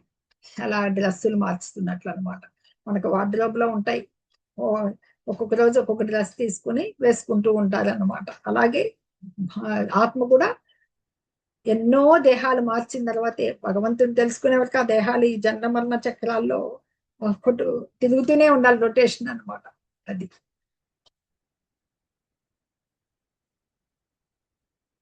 మాత్రా స్పర్శాస్తు Kaunteya శీతోష్ణ సుఖ దుఃఖదాహ ఆగమాపాయినో అనిత్యాః తాం తితిక్షస్వ భారత. మాత్రా స్పర్శ ఇంద్రియానుభవములు, మన ఇంద్రియ సుఖాలు, మనకి ఫిజికల్ సుఖాలు కొరకు కుంతిపుత్ర శీతోష్ణ సుఖ దుఃఖాల అంటే ఈ సుఖ దుఃఖాలు రాకపోకలు, ఆగమాపాయిన అనిత్య అంటే రాకపోకలు, ఆగమాపాయిన అంటే అనిత్య, అవి తాత్కాలికాలు. తాం తితిక్షస్వ భారత. తితిక్ష అంటే ఓర్పు, సహించాలి. ఓ భర్తవంశీయుడ, భగవంతుడు ఇంకా స్టార్ట్ చేశాడు కదా, ఓ కౌంతేయ, సుఖదుఖాలు తాత్కాలికంగా కలగడము, కాలక్రమంలో అయిపోవడం, చలికాలం ఎండాకాలం లాంటివి వచ్చిపోవడం లాంటివి. కలత చెందకుండా వాటిని ఓర్చుకోవడం మనిషి తప్పక నేర్చుకోవాలి. కానీ ఇంద్రియ అనుభూతులు అవి ఇంద్రియ అనుభూతి వలన కలుగుతాయి అనేసి భగవంతుడు ఇక్కడ చెప్తున్నారు అనమాట. అమృతవల్లి మాతాజీ చదువుతారా? నాగలక్ష్మి మాతాజీ మీరు చదవండి.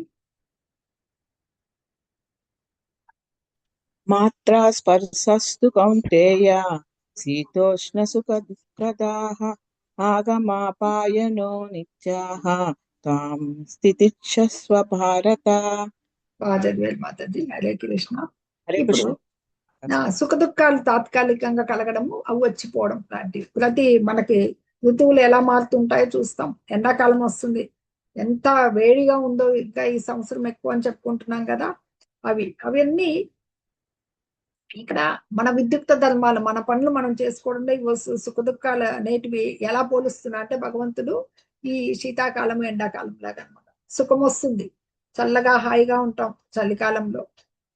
అలాగే దుఃఖం వచ్చినప్పుడు ఎండాకాలం ఎంత వేడి భరించలేమని. ఇవనేటివి ఎలా అయితే శీతాకాలం ఎండాకాలం వచ్చిపోతాయో ఆ మాదిరి వచ్చిపోయేటివి అని చెప్పి వాటిని సహిస్తున్నాం కదా. సాధారణంగా చూస్తారు, స్త్రీలకు వంట అనేది తప్పదు, ఎంత ఎండల్లో అయినా వంట చేయాల్సిందే కదా. అలాగే చలికాలము, అది కూడా ఒక రకం చాలా చలి ఉంటుంది కొన్ని చోట్ల. ఆ చలి అయినా కానీ భగవంతుడి కోసం అని చెప్పేసి ఆ జనవరి ఫిబ్రవరిలో తెల్లవారుజామునే స్నానాలు చేస్తూ ఉంటారు. అంత చలిగా ఉన్నా వేద నియమాలకు ఆచరణలో అసలుకి దానికి ఓర్చుకోవాల్సిందే అనమాట. అలాగే ఎండాకాలం అతి వేడిలో ఈ స్త్రీలు ముఖ్యంగా వంట సమయంలో వండేదానికి అసలు అనుకోరు, భగవద్ ప్రసాదాలు చేయడానికి. ఎన్ని వాతావరణ అసౌకర్యాలు ఇవన్నీ ఉన్నా కానీ వాటిని సహిస్తూ మన విద్యుక్త ధర్మాలు ఆపుతామా? ఆపదు కదా. పిల్లలకే ఉంటాయి, అన్ని ఇంట్లో అందరికీ అమర్చి పెట్టాలన్నీ. అది ఆ కాలాలను పట్టించుకుంటే అవి కావన్నమాట. అలాగే విద్యుక్త ధర్మం అంటే ఏమి? క్షత్రియ విద్యుక్త ధర్మం యుద్ధం చేయడం. అక్కడ నీ బంధువుతో చేస్తున్నారా, స్నేహితుడితో చేస్తున్నారా అనే భావన రాకూడదు అక్కడ. నీ విద్యుక్త ధర్మం ఏమి? కేవలం యుద్ధం ఆచరించడము అనే. అంటే ఈ జ్ఞానం ఉండాలన్నమాట ప్రతి మనుషుడికి. ఆ జ్ఞానము ఎలా రావాలి అంటే దానికి భక్తి మిళితమై ఉండాలి. అప్పుడు నీకు ఈ మాయా అనే పంతం నుంచి బయటకు వస్తామన్నమాట. ఇక్కడ మనకి చెప్తున్నారు అనమాట. Hare Krishna. Happiness, happy disappear 14-15 లో డిస్ట్రెస్.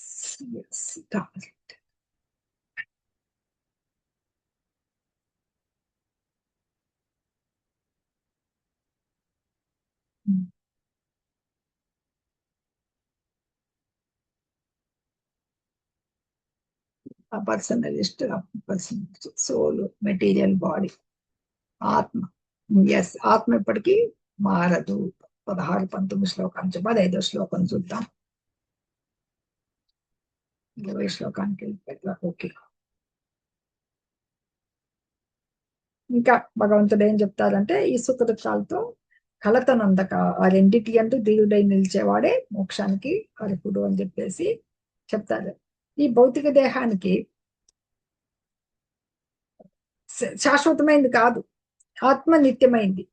ఇవి రెండు పూర్వం తత్వవేత్తలు బాగా స్టడీ చేసి, అంటే బాగా అధ్యయనం చేసి ధృవీకరించారనమాట. అది ఇక్కడ చెప్తున్నారనమాట.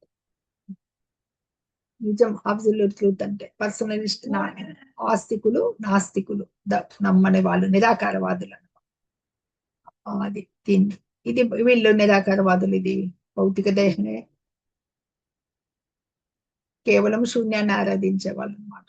ఇక్కడ మనకు ఆత్మ గురించి చెప్తున్నారు. ఆత్మ ఎప్పటికీ మారదు, భౌతిక దేహము మార్పు చెందుతుంది. ఇందాక చూసాం కదా, మార్పులకు 6 మార్పులకు లోనవుతుందని చెప్పేసి. పుట్టుట, పెరుగుట, కొన్నాళ్ళు ఉండుట, ఇతరములను సృష్టించుట వస్తాయి మనకి తర్వాత. ఈ శ్లోకం చూద్దాం. నా జాయతే మ్రియతే వా కదాచిత్ నాయం భూత్వా భవితా వా న భూయః అజో నిత్య శాశ్వతోయం పురాణం నహన్యతే హన్యమానే శరీరే. ముఖ్యంగా ఈ సాంఖ్యయోగం, సాంఖ్యం అనగా ఏమి? విశ్లేషణ. ఆత్మ గురించిన దేహము ఆత్మ ముఖ్యంగా దీని గురించిన విశ్లేషణాత్మక అధ్యయనమే ఈ సాంఖ్యం అన్నమాట. ఈ సాంఖ్య యోగంలో ఈ గీతాసారంలో చెప్పడం మొట్టమొదట భగవంతుడు ఆత్మ దేహం గురించి చెప్తున్న తర్వాత ఆత్మకి భగవంతునికి ఉన్న సంబంధం వస్తుంది. ఇక్కడ ఈ ఆత్మకు పుట్టడం చావడం అనేటివి లేవు. నా జాయతే మ్రియతే వా కదా చిత్తన్మాన, ఇవి లేవు. అంటే ఆత్మకు పుట్టుక లేదు, చావడం లేదు. అది ఒకప్పుడు ఉండి మరొకప్పుడు ఉండకపోవడం ఉండదు అనమాట. ఆ జన్మరహితము శాశ్వతము. ఇక్కడ ఆయన ఆత్మ నిత్యం, అందువల్ల శరీరాన్ని నాశనం చేసినా అందులోని ఆత్మ మాత్రం చావదనమాట. అది ఇక్కడ భగవంతుడు ఇక్కడ విభజిస్తున్నాడు అనమాట. ఇంకా ఆత్మ యొక్క సైజు కూడా చెప్తాడు భగవంతుడు. ఎంత ఉంటుందంటే వెంట్రుక కొనలో ఒక కత్తిరిస్తే, వెంట్రుక చిన్న కొనను కత్తిరిస్తే దాంట్లో మళ్ళీ 100 భాగాల్ని విభజించాలి. దాన్ని మళ్ళీ 100 భాగాలుగా విభజిస్తే ఒక భాగాన్ని, అది అంత సూక్ష్మమైంది ఆత్మ అన్నమాట. అది ఉపనిషత్తులు చెప్తున్నాయన్నమాట. కేశాగ్రాన్ని 100 భాగాలుగా విభజించి తిరిగి అందులో ఒక భాగాన్ని మళ్ళీ 100 భాగాలు, లేదు ఆ కేశాగ్రం యొక్క 10,000 వంతు పరిమాణం కలిగిండేది అలాంటి ఆధ్యాత్మిక అణువే ఆత్మ అన్నమాట. సరే, మనలో ఈ ఆత్మ ఎలా ఉందని ఎలా తెలుస్తుంది మనకి? ఆత్మ అనేది అది చైతన్యం. ఇప్పుడు మనము శరీరంలో నిద్రపోతాం, తర్వాత ఎంతోసేపు లేకపోతే ఇలా కదిపి చూస్తారు, వెంటనే కదిలాడు అనుకోండి, చైతన్యం ఉంటేనే కదా. ఆత్మ ఉంది అనేది చైతన్యం ద్వారా తెలుస్తుంది అనమాట. అది మనకి డాక్టర్లు కూడా చెప్తుంటారు, వాళ్ళు ఆత్మని నమ్మకపోయినా హృదయం ఉందని చెప్తారు కదా. ఆ హృదయమే ముఖ్య. హార్ట్ అనేది ఆగిపోతే పోతుంది. ఆ హృదయంలో ఉండే ఆత్మ గురించి అనురూప ఆత్మ అన్నమాట. ఆ అణువు ఎంత సైజులో ఉంటుందని. పరమాత్మ కూడా అంటే ఆత్మతో పాటు హృదయస్థులో పరమాత్మ కూడా ఉంటాడనమాట. ఈ ఆత్మకనేది ఈ పుట్టుక చావడం అనేటివి లేవు.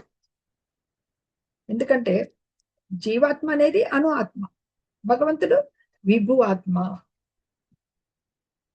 ఇక్కడ ఈ ఆత్మకు మృత్యువు లేదు అని చెప్పుకున్నాం కదా. ఒకప్పుడు ఉండి మరొకప్పుడు లేకపోవడం, జన్మరహితము శాశ్వతము అని చెప్పేసి. అంటే ఈ తల్లి గర్భం నుంచి మామూలుగా ఒక జీవుడు వచ్చిన తర్వాత ఎన్ని రకాల మార్పులకు గురైతుంది. పుట్టిన తర్వాత కొన్నాళ్ళు ఉంటారు, జన్మించడం, కొన్నాళ్ళు ఉండడం అనేది స్థితిని కలిగి ఉండడం, తదుపరి పెరగడం, పెరిగిన తర్వాత వాళ్ళు వివాహం చేసుకుంటారు, ఇతరులని సృష్టిస్తారు, క్రమంగా క్షీణించడము, తదుపరి నశించడం. 6 విధాలైన మార్పులు జరుగుతాయన్నమాట. కనుక ఈ జ్ఞానపూర్ణము, ఈ చైతన్య పూర్ణమనంగా ఏంటంటే ఆత్మ యొక్క ముఖ్య లక్షణము చైతన్యం అన్నమాట. హృదయంలో ఆత్మ చైతన్యం ద్వారా మీరు ఆత్మను చూడాలి అనుకున్నారంటే కేవలం మనకి శరీరం కదలిక ద్వారానే ఆత్మని తెలుసుకోవచ్చు అనమాట. ఎవరైనా గుర్తించవచ్చు ఆత్మ. ఇప్పుడు మనకి మేఘాలు అడ్డం వస్తే సూర్యుడు కొంతసేపు కనపడ్డు, కానీ సూర్యుని వెలుగుని బట్టి మనకి ఎక్కడ సూర్యుడు ఉదయించకపోయినా వెలుతురు వచ్చిందంటే సూర్యోదయం అయినట్టే కదా. అదే విధంగా ఈ చైతన్యం అనేది అంతా ఆవరించి ఉంటుంది, దేహం అంతా ఉంటుంది అనమాట. అలాగే అనుపరిమాణ ఆత్మ అంటే అణు ఆత్మ. భగవంతుడు ఎవరు? విభు ఆత్మ అనమాట. 2 రకాలుగా ఉంటాయి ఆత్మ అనేది. ముందు మనం ఆత్మ, భగవంతుడు పరమాత్మ, ఆయన విభు ఆత్మ అనమాట. ఇట్లా ఆత్మ యొక్క గురించి దానికి ఎప్పటికీ పుట్టడం చావడం అనేది నిత్యమైంది అనమాట. ఎప్పుడు ఇప్పుడే ఉంది, ముందు ఉంది, ఇలా వెనక లేదు అనేది లేదు, ఎప్పటికీ ఉంటుంది, శాశ్వతమైంది అనమాట. అది మాతాజీ శ్లోకం చదువుతారా? విజయ మాతాజీ. ఓకే మాతాజీ, హరే కృష్ణ. చదవండి చదవండి మాతాజీ. చదువుతున్నా మాతాజీ. న జాయతే మ్రియతే వా కదాచిన్ నాయం భూత్వా భవితా వా న భూయః అజో నిత్యః శాశ్వతోయం పురాణో న హన్యతే హన్యమానే శరీరే. Thank you. ఓకే. ఆత్మ గురించి ఇక్కడ soul is neither born or dies, unborn, eternal, ever existing and removal, నిత్యమైంది. నైదర్ టేక్స్ బర్త్, పుట్టుక లేదు, చనిపోవదు, ఎప్పటికీ ఉండేది, ఎటర్నల్, ఎప్పటికీ ఉండేది, ఎవర్ ఎగ్జిస్టింగ్, ఎప్పటికీ శాశ్వతమైంది అనమాట, నిత్యమైంది, నశింపు లేనిది చెప్తున్నారు. Transform of body, birth, remains, ఉండుట, గ్రోస్ కొంచెం పెరుగుట, తర్వాత ఇతరులను పుట్టించుట, తర్వాత క్షీణించుట, నశించుట. ఇందాకే చెప్పాం కదా 6 రకాల మార్పులకు గురి అవుతుందని చెప్పేసి. ఆత్మ శాశ్వతత్వాన్ని గురించి తెలుసుకోవాలన్నమాట మనుషులు. వాసాంసి జీర్ణాని యథా విహాయ నవాని గృహాతి నరోపరాణి తథా శరీరాన్ని విహాయ జీర్ణాని అన్యాని సంయాని నవాని దేహి. మనిషి చినిగిపోయిన పాత బట్టలను విడిచిపెట్టి కొత్త బట్టలు వేసుకున్నట్లు ఆత్మ కృషించిన శరీరాలను వదిలి కొత్త శరీరమును స్వీకరించును. ఇక్కడ వాసాంసి జీర్ణాని, మన ఎలాగైతే మన వస్త్రాలు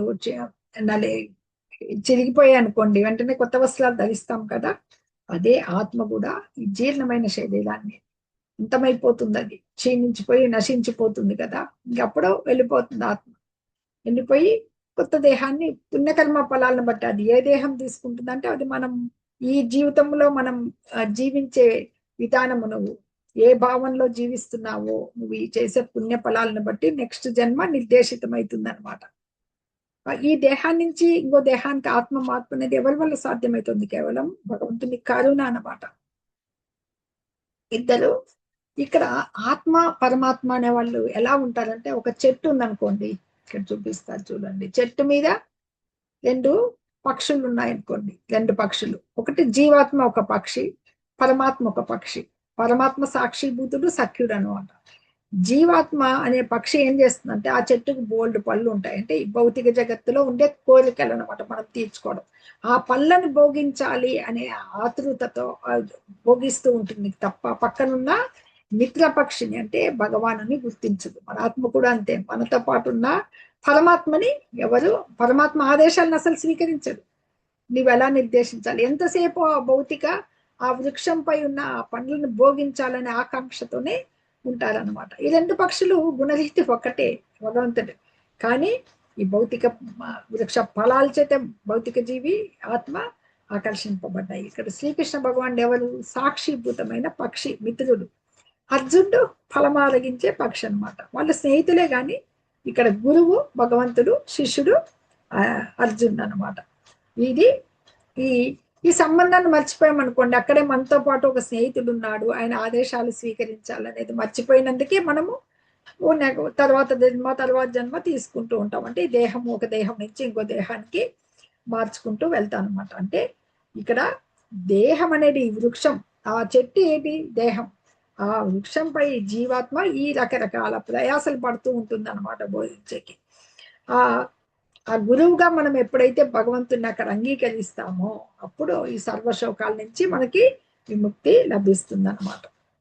ఇక్కడ అదే కదా నిత్యమిత్రుడైన శ్రీకృష్ణుని దగ్గర నిలబడి గుర్తించి ఇప్పుడు భగవద్గీతని అవగతం చేసుకుంటున్నాడు అన్నమాట. శ్రవణం చేస్తున్నాడు, ముందుగా వింటున్నాడు. అందుకని ఎవరైతే ఇప్పుడు గురువులు ఉన్నారు కదా, ఎవరు ద్రోణాచార్యులు, భీష్మాచార్యులు, వీళ్ళని అతను వాళ్ళని ఆత్మలు సంహరిస్తున్నాడు, వాళ్ళ దేహాన్ని సంహరిస్తున్నాడు. వాళ్ళు కేవలం దేహ మార్పు మాత్రమే జరుగుతుంది అని ఇక్కడ చెప్తున్నారు అనమాట. ఈ రోజుకి ఇంతటితో ఇది చాలా పెద్ద చాప్టర్ అండి. 22వ శ్లోకంతో ఆపుదాము. హరే కృష్ణ. ఇంతవరకు ఏమన్నా విన్న దానిపై మీకేమన్నా సందేహాలు ఉంటే మాతాజీ మీరిద్దరు ఈ శ్లోకం చదువుతారా? రేఖా మాతాజీ హ్యాండ్ రైజ్ చేశారు. చదువుతాను మాతాజీ. మ్యూటవల్లి మాతాజీ మీరు రెస్పాండ్ కాలేదు మాతాజీ, అని మ్యూట్ ఇచ్చిన. వాసాంసి జీర్ణాని యథా విహాయ నవాని గృహ్ణాని నరోపరాణి తథా శరీరాని విహాయ జీర్ణాని అన్యాని సంయాతి నవాని దేహి. హరే కృష్ణ. అందరూ బాగా చదువుతున్నారు మాతాజీ, శ్లోకాలు చక్కగా మీరు అధ్యయనం చేశారు. ఈ రకంగా మొట్టమొదట మనం ఇంతవరకు చూసిన శ్లోకాల్లో ఒక సారాంశం అర్థం చేసుకుంటే, సాంఖ్య యోగం ఆత్మ అనాత్మల గురించిన విశ్లేషణాత్మక అధ్యయనం అన్నమాట సాంఖ్య యోగం అంటే. ఇక్కడ తన బాధని ఇంకా చెప్పుకుంటూ అర్జునుడు ఈ బంధువులందరినీ నేను గురువుల్ని ఎలా సంహరించాలి అని బాధతో ఉన్నాడు కదా. భగవంతుని శరణాగతి 7వ శ్లోకంలో కార్పణ్య దోషోపహత స్వభావ అని చెప్పి శరణాగతి వేడాడు కదా. నన్ను శిష్యుడిగా స్వీకరించు అని. ఈ మోహానికి నేను బంధు సంహరించాల్సి వస్తుందని కోరిక ఉంది నాకు వీళ్ళందరినీ. దాని నుంచి ఎలా బయటపడాలి ఈ మోహాన్ని నుంచి అని శిష్యుడిగా తీసుకోమని చెప్పేసి ప్రార్థించాడు. భగవంతుడు ప్రామాణిక గురువుగా తను మొదలు పెట్టాడు అనమాట. ముఖ్యంగా చెప్తుండేది నేను చంపుతాను అంటున్నాడు కదా, తాను నేను అని. అక్కడ అర్జునుడు చంపుతున్నాడా? లేదు కదా. అది భగవంతుడి నిర్దేశానుసారం. కేవలం ఎవరిని వధిస్తున్నాడు? దేహాల్ని. నిత్యమైంది ఆత్మ. అందుకని ముందుగా ఆత్మ, భౌతిక దేహం, వీటి మధ్య భేదాన్ని భగవంతుడు వివరిస్తూ వస్తున్నాడు. ఆత్మ ఎప్పటికీ చంపబడదు అని చెప్తూ వస్తూ అదే రకంగా చైతన్యం ద్వారా ఆత్మ మన దేహంలో ఎలా ఉంటుందంటే చైతన్యం ద్వారా గుర్తించవచ్చు అనమాట. అది ముఖ్యమైనది. ఆత్మ యొక్క సైజ్ ఎంత ఉంటుంది? మన వెంట్రుక చిన్న కొన భాగంలో 10,000 వంతు ఉంటుంది అనమాట. అలాగే మనము అణు ఆత్మలైతే అణువులం. మనం భగవంతుడు విభు ఆత్మ అన్నమాట. విభు ఆత్మ ఒకే చెట్టు మీద ఉన్న 2 పక్షులు లాంటి వాళ్ళం అన్నమాట. అది భగవంతుడు సాక్షిభూతమైన వృక్షం.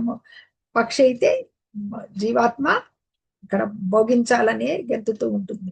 అది భగవంతుడి యొక్క సంబంధాన్ని ఎప్పుడైతే గ్రహిస్తుందో అప్పుడు సరైన మార్గంలో వెళ్తున్నట్లు అనమాట. లేదంటే ఈ భౌతిక క్లేశాల్లో ఈ దేహాల్ని మారుస్తూనే ఉండాల్సి వస్తుంది భౌతిక జగత్తులో అనమాట. అది ఇంతవరకు చూసిన శ్లోకాల్లో సారాంశం అండి. ఇంతవరకు మీకు ఏమన్నా సందేహాలు ఉంటే అడగచ్చు. 2 నిమిషాలు కార్డు